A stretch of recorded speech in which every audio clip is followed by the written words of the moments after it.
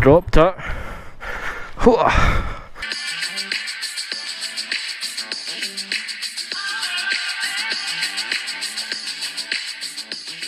Good afternoon YouTube, and welcome back to the channel. Today I'm heading out towards Scotland's highest village. Yeah, it's a little place nestled in the Lowther Hills, and it's actually surprisingly easy to get to. Now, not only that, it's really quite fascinating. Yeah, some really interesting history about the place. So I'm going to pop in there, and I'm going to be heading up through a place called the Mennock Pass, which is really quite stunning. I'm hoping actually, if the weather stays nice, as you can see I've been caught in the rain. If the weather stays nice, I should be able to get off-road a little bit. Anyway, let's see. Oh, ambulance. Hopefully someone's okay. Then from there I'm going to cut cross country to a little village called Glenbuck. It's actually no longer a village, it's one of Scotland's little lost villages. And I want to talk about the history of some of the people who used to live there. It's wet, but it's absolutely glorious. It's a great night. It's lovely. One of the most difficult things I'm finding about this vlogging malarkey is keeping the cameras dry. It's a nightmare. So forever. On these gloves here I've got a little sort of cloth patch for cleaning visors and stuff, so I tend to use that to try and keep my camera dry. This is a little village in Ayrshire called Kirkconnell. Now, apparently it's the winner of the best small village in Scotland, maybe 2 years ago or something. It's interesting. I don't know what you need to do to qualify to be the winner of the best village in Scotland, or who gives the award.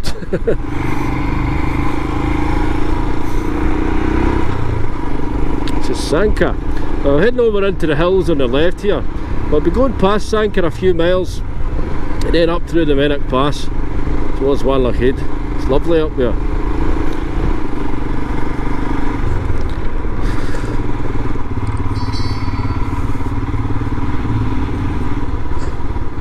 But this is Sanka Castle. It's quite an interesting castle actually. But today is not all about that type of history. I want to do something a bit different. It's nice for a walk here. You see a lot of people with their dogs and stuff. I've come walking here myself a few times. There's different. We can come in at the other side as well. It's nice. I'll throw a few facts on the screen about it. Just thought I'd swing past.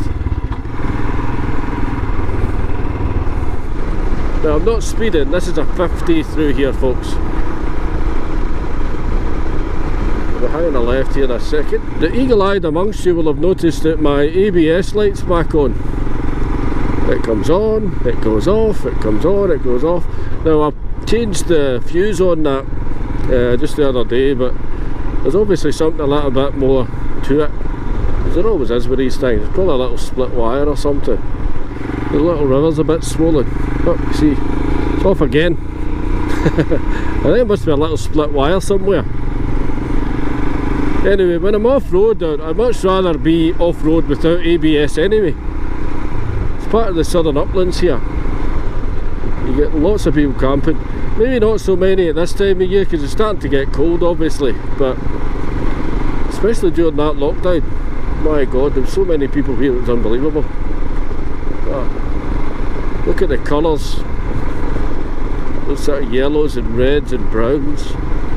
Now, there's a few little paths and tracks up here, so at some point maybe I can get off-road, even if it's just for 5 minutes or so, just to show you what this area looks like on the higher ground. Amazing. Get us onto the grass a little bit.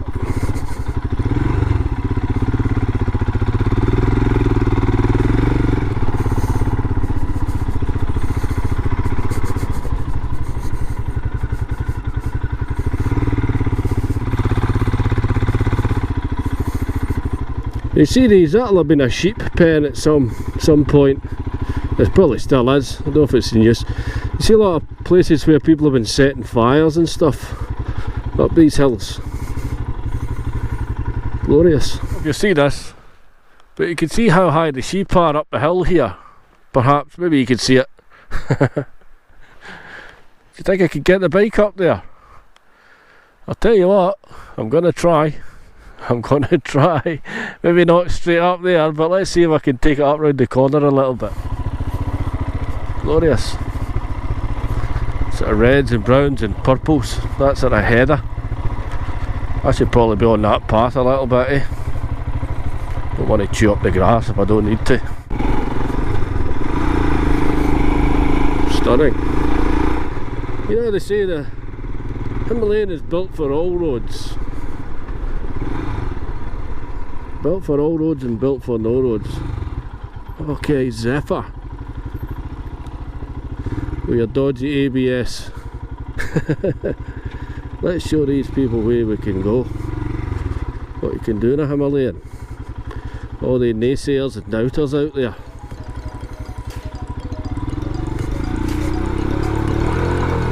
There we go. Beautiful.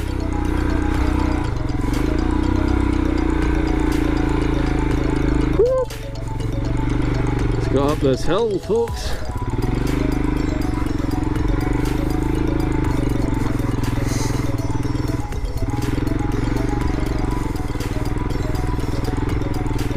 So if you've ever wondered if it's possible to climb a Scottish mountain on a bike, look no further than the Royal Enfield Himalayan. What a machine. That's it. She's like a mountain goat. Just wants to keep going. Love it.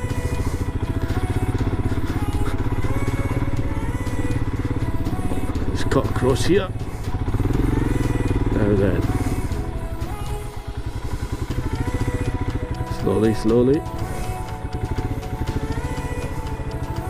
Don't want to pop a tyre on those rocks. That's it, old girl.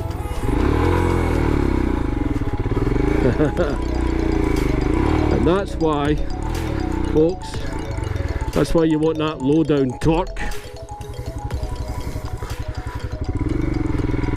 Just let the bike roll up, push it forward, and we're up. What a machine. What a machine.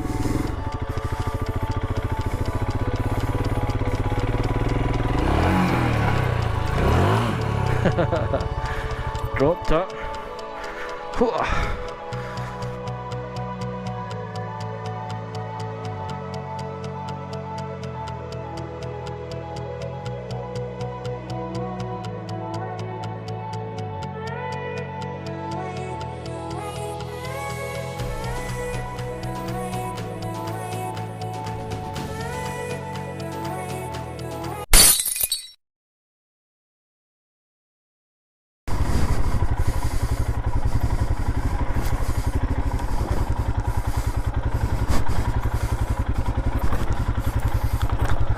Sheep running away. I have a problem. I've crashed the drone into that hill over there, which is not very clever, and I think it's going to be really quite high as well. Well, anyway, hey ho. Let's see if I can find it. It's going to be a bit of a climb to get there. How did I manage it? There's the question. It's been miles up that hill.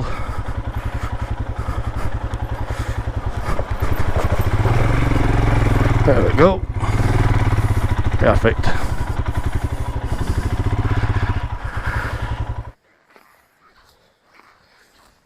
What you doing out here? Flashing.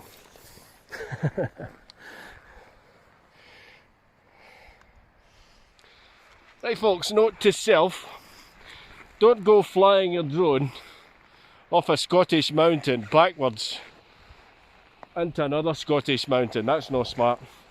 Luckily with DJI, you got the Find My Drone function. It's on the phone, you're able to, as long as the battery's still live, it holds a little bit of a trickle for quite a while. So, but anyway, found it. However, it's quite a climb. As you can see, the bike there. As good as a Himalayan is, I'm not going to bring it up this one, it's far too steep. These sheep are thinking, what is he doing up here? Nearly there, we're getting closer. We're getting closer. It'll be dark soon. Honestly though, just look at this place, it's stunning. Believe it or not, I'm only about this little pass here. This little pass here is only about maybe 30 miles from where I live, not exaggerating. I think it's like from my home to Mennock Head up this road's 33 miles. It's amazing. Thanks for waiting, Zephyr. I managed to bend a foot peg as well when I dropped her there.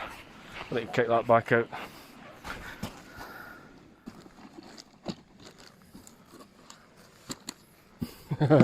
Good job little drone. Folks, Mennock Head is just, it's about half a mile from here, so I'm going to go there anyway. I'm not now going to be able to go to Glenbuck, but I can do that in a future video.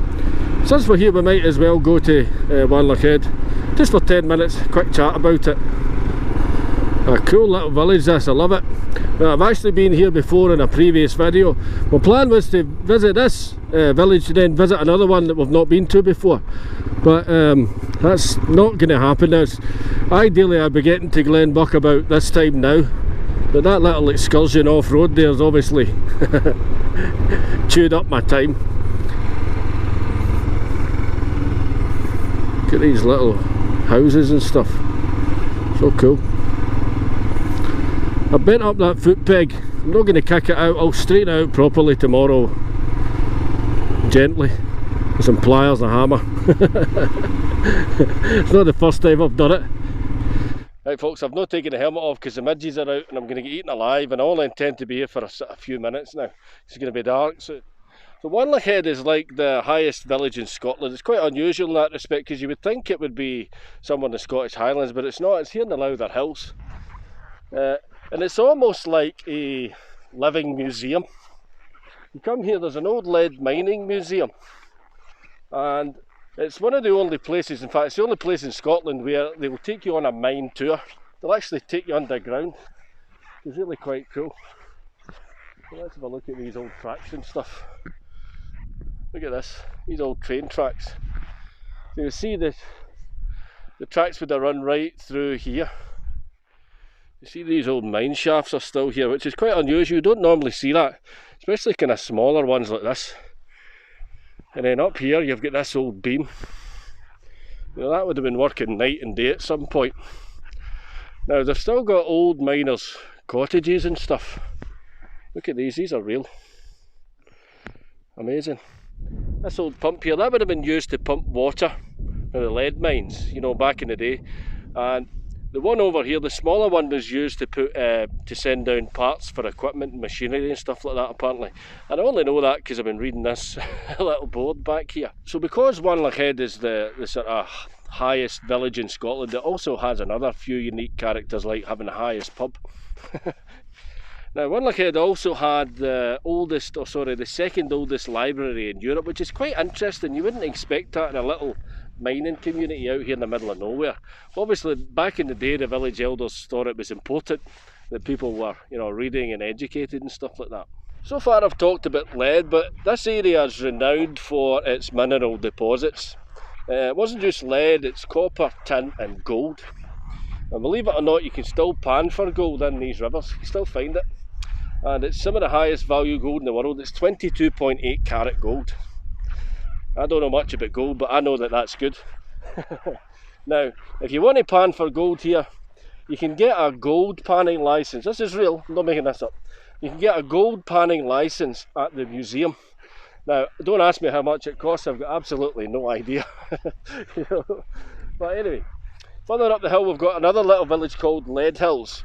That was more lead, but again they had these other mineral deposits as well. I guess if we look hard enough we might find some gold in here. Might be rich. What do you think, Zephyr? Maybe pay to fix your ABS. So best laid plans of mice and men.